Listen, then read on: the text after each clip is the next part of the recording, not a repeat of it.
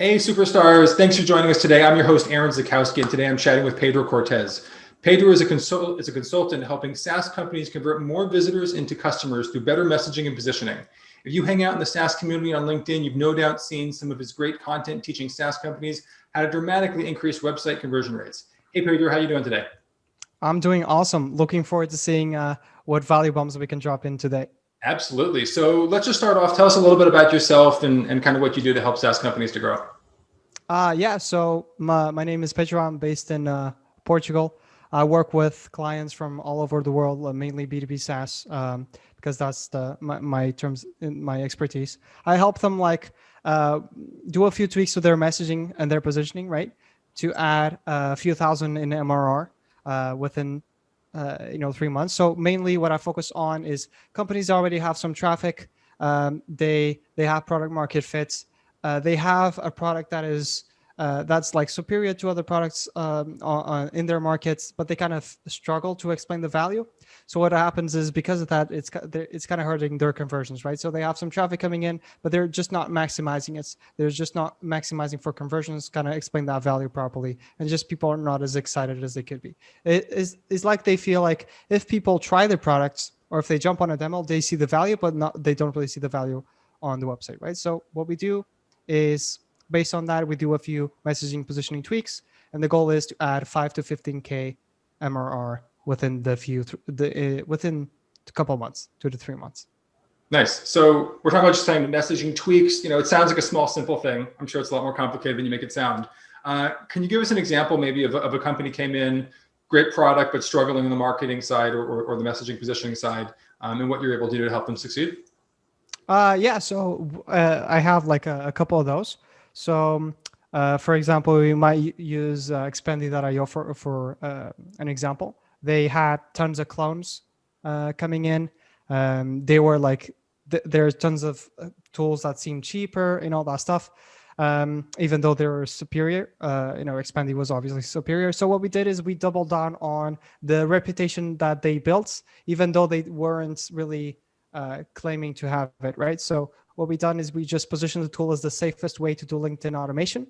So then what that does is because of the price and because of that angle, we ended up attracting more agencies and more people that just wanted to pay for more accounts. So because they charge per user, it's just easy to convert those people. Not that they weren't there already, maybe looking at the website, but as they're looking for the tool to use for them and their clients, and they were really afraid of getting bans, we just explained, why was this built for agencies or how we handle limits and why this is the safest way to do it and why it kind of doesn't look like a bot and everything. So that obviously bump up conversions. So it was around 20% and every single split test we've done was a winner. That's the headline of the interview. Every split test you did is a winner. Yeah, I'm not sure how many we've did, probably between 5 and 10 tweaks we've made. And yeah, so that's pretty cool. That sounds pretty impressive. So tell me, what does that process look like? I mean, obviously it sounds like you're getting pretty consistent wins for your clients. When someone comes in, what are you doing to help them basically find that correct messaging? Because, I think most companies that, they do messaging and positioning on their own. They tend to be pretty smart if they're starting a company. They've given all their energy towards trying to figure out how to, deal with their own business. And yet you can come in and do it better than them. So how do you approach that and how do you get those successes? Yeah, so it's all about managing 3 pillars, right? So in order to have the perfect landing page, we need to balance 3 pillars that I always talk about in videos. So one we need to tell them either how the product is going to solve a problem they have or get a result that they want, right? So the more tangible it is about how much money they can save or how much time they can save and all that stuff, the better, right? So it's not like too feature based. The other things that we have to overcome in order for people to feel like this is amazing and they have to try it now and really to create their urgency is tell them how much better it is than the current solution that they have. Because they are even if they think it's not a good solution, they're used to it, right? So they're comfortable using it. So unless they think it's 10 times better than what they're using now, if they think is just 10% better, 50% better, they're just not going to be excited enough or willing to give it a try, even if they recognize they have a problem, they're not going to be jumping on your tool like right away. Right. And then finally is we need to overcome the mental comparisons people are doing regardless of what you do. That this is going to happen. Is you probably have competitors and people are going to compare your tool to others, even if you don't know it, or even if they haven't tried the other tools. They're going to have a mental model of what other tools look like, or maybe they heard from friends or anything like that. So you want to make sure that you win that mental comparison. So then they understand how they can get a result from your products, how it's much better than the tool that they're using already. So they feel excited about switching over.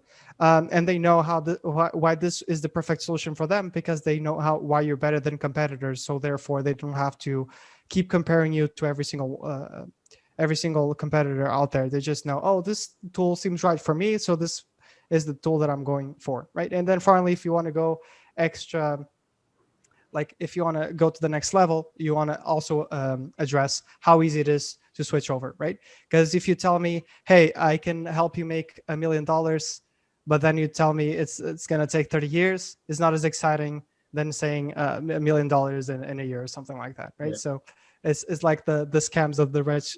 If you there aren't any scammers for getting rich slow, so that tells you enough. Right.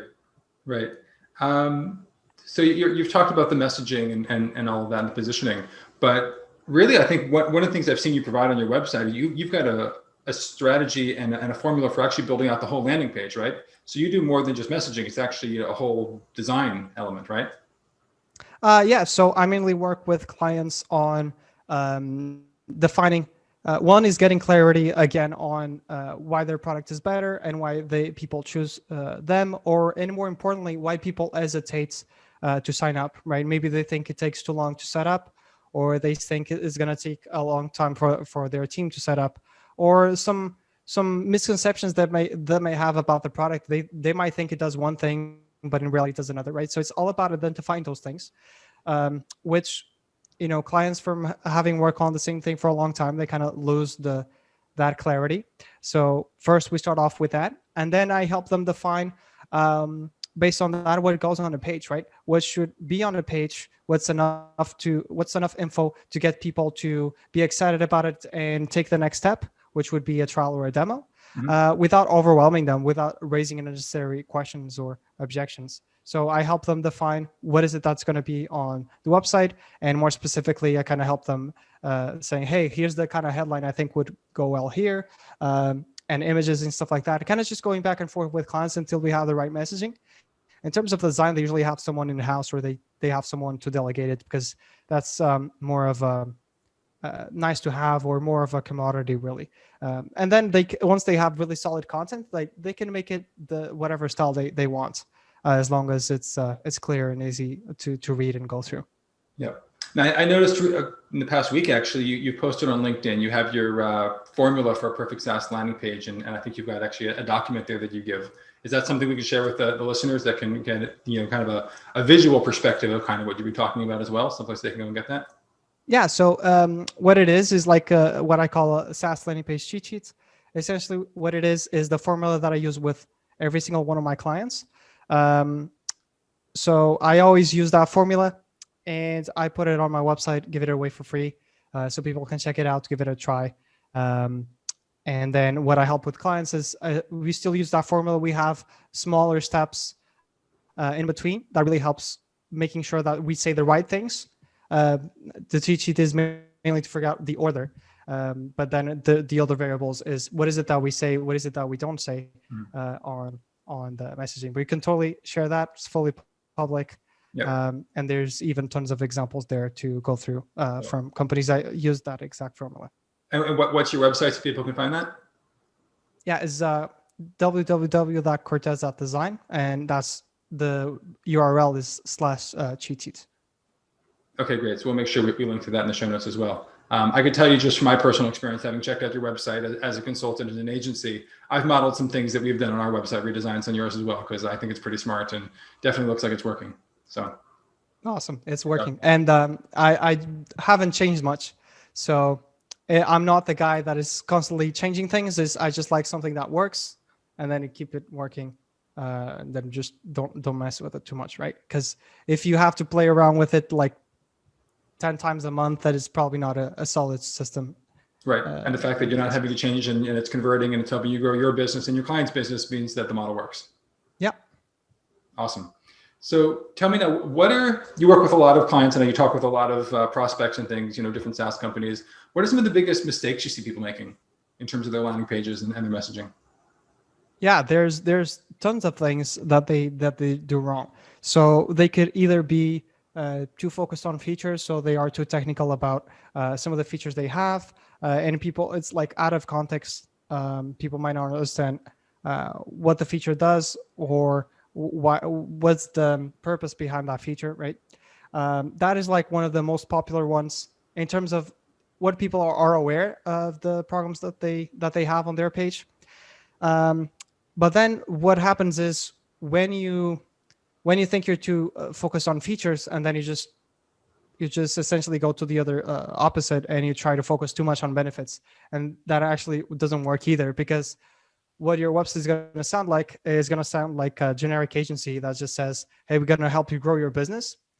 And then at least every time I see that, I just think it's like total BS, because here's a company just that, or even a SaaS company that says, hey, we're going to help you save time, save money, whatever, like without really backing that up, right? So if you provide vague claims like those, like saving money and saving time, without people understanding how is that possible, then that claim is totally useless, right? Mm-hmm. So it's a balancing act between making a promise and justifying it well, right?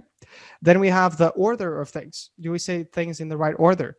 Do we justify how long it takes to set up? Do we answer objections, right? So people feel like even if you give all the reasons for people to sign up, and they still have one or two questions that gotta make them feel that it's going to take a long time, or is not going to, or they just are a little bit skeptical, they're not going to sign up because of that, even if you gave them all the reasons to sign up. So it's just as important, if not more important, to address those objections in the first place. Then we have looking at bigger companies as an example, where they might not even get their leads from the website, or they might have so much brand awareness that people already know what they do. So even if they have, I don't know, if they were describing a different tool on their website, they would probably still convert, right? So it's tons and tons of quote unquote best practices that SaaS companies are playing around with, that is just, killing their results. So I could be here all day. Just ask me about how many you want, and I'll give it to you, like a 30 plus item list or something with a bunch of mistakes. Wow. Yeah, it's interesting. I mean, a lot of what you're describing sounds very similar to what we do within the ad agency. We're constantly writing ad copy for our clients, and it's a similar process. The way you describe, the benefit or the headline, it's usually how we would think in the agency of like the hook, right? What's the main thing we want to tell someone? We could say generically, it's going to grow your business, it's going to help you make more money, but no one really cares. That doesn't mean anything. You've got to tell them the how. How are you differentiating? And, I find myself, always when I go on websites, if they have a very generic, benefit feature or statement rather, I always want to hear from them, well, how are you going to accomplish that? How does your technology work? What's the method that you're going to use for that? Because I know enough to have an idea of what's going to potentially work and not going to work. And I want to know how it works. So makes a lot of sense. Very similar to what we deal with. Perfect. Tell us a little bit, how do you deal with clients? Like if there's people listening and they're thinking this sounds really good for them. I know you've got a program that you put people through, that you help people in a relatively quick period of time, right? How does that work? Yeah. So how deep do you want me to go? Like, what exactly you want me to explain? Well, I don't think we're going to make it a pitch, because people are here to learn, and we're not going to pitch them. But elevator pitch, kind of what do you do and what's your program? Yeah. So what I do is I help clients, just go through 3 or 4 tweaks. Mm-hmm. It's mainly about improving positioning if they're not really keen on one niche, or if it's a little bit unclear. Then it's like tweaking their homepage. So we, like I said, we give them all the reasons to sign up and all the reasons why people wouldn't sign up, right? So we address that.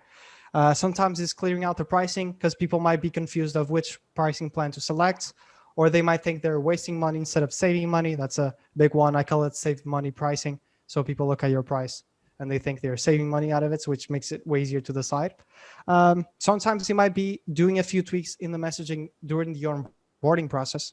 So when people go through the first few steps of the onboarding process, they get to the aha moment as soon as possible. So essentially is looking at your funnel and looking at how you explain your products and make sure that within all of the, or in as many stages as possible, that's optimized, right? That's more or less how it works. Not sure if that answers your question. It's usually, it's like more of the same. I have it like more so streamlined that we're supposed to reuse some of the things and some of the tests we've done, that we know, oh, if this worked here, is likely that is going to work on this other area of the business as well. Mm-hmm. Great. Within the work that you do, what would be a product or a feature or service that you wish existed today to make your job a little bit easier? Yeah, I think we all wished analytics were as magical as people sometimes think it would be. They would tell you exactly where people come from and how many billion touch points they went through before they wanted to book a call or begin a demo, but that's just not reality. And if that was the case, I think it would be much easier, even with heat maps and all that stuff. There's just tons of things missing. Yeah, I think that would be my answer, because so far I think the rest is pretty good. I think the analytics side is a little bit weak. Yeah, I think marketing attribution is one of the biggest pain points for a lot of B2B and probably direct to consumer companies as well. And unfortunately, the world looks like it's moving with the marketing world. Looks like it's going in the opposite direction right now, taking away a lot of pixel tracking and all that. But there's a lot of smart people working on it, and they'll figure it out. Yeah, we'll see if they figure it out once, and then everyone gets fined for it. Yeah, I think it's going to remain a moving target for quite a while, actually. All right, let's jump into the lightning round. This has been great so far. So a bunch of quick questions, quick answers, and let's jump into it. So first question, are you single, married, any kids? Single. All right, single. What book would you recommend to our listeners to read? I think every book from Dan Kennedy. I just love the guy and have every single book of them. And that's how I've... a lot of the things that I learned there, that's how I came up with some of the frameworks that I then applied to SaaS. So definitely recommend everything there. Awesome. Who's your favorite marketer to learn from right now? Yeah, I think I would say Dan Kennedy all the way. And there's a ton of other marketers that also follow their frameworks, like Russell Brunson and all that stuff. He was mentored by Dan Kennedy and everything. So that would be my answer. I mean, it totally makes sense to stick with the old school, marketing, copywriting people like Dan Kennedy. He's been around for a long time doing that. And he's proven that I have way too many books. Yeah, the medium doesn't matter. I mean, he did it when it was direct mail and newspaper and TV, and it translates just as well to the internet. Exactly. That's why I love it so much, because it's I love when something is like timeless. When it's like timeless and it works regardless of the medium, that's when it's the good stuff. Exactly. Very good. What's your favorite website or online community to be learning from right now? Yeah, I like to hang out on LinkedIn a lot, where I post the teardowns and everything. And mostly swipe files. I think Corey Haynes, former CMO of the Barometrics, is creating a really nice community there for lots of people in the startup and SaaS world. Yeah, I'd actually vouch for both of those. So I'm a member of the Swipe Files community with Corey Haynes as well. Great community over there for SaaS and product type people. And also, if you're not following Pedro yet on LinkedIn, you definitely need to be doing that, because he's just dropping so much content over there and so much good stuff. You got to be following him. And lastly, where can listeners go to find out more about you? Yeah, so like you said, they couldn't go search for my name on LinkedIn. I post like several things there, like 3 or 4 times a week, sometimes a few resources. Every week I post like a teardown of popular landing pages from like big companies, big SaaS companies. Most of the time I just roast them. It's just hard to find good examples. It's not my fault. Nice. And then the other way you can find me is just on my website at cortes.design, where you're going to have some resources there, some basic videos around the theory and the psychology behind CRO for SaaS. So you then understand what is it that you have to change on your own website to get results, and tons of examples and case studies and everything that you might want to have a look at. Nice. That sounds awesome. Pedro, this has been great. You've dropped a lot of knowledge for our listeners, and I know people are going to get a lot of value out of this. So thank you very much for being here today. Yeah, no worries. Thanks a lot for having me. And hopefully people like it. Great. Thank you. Cheers.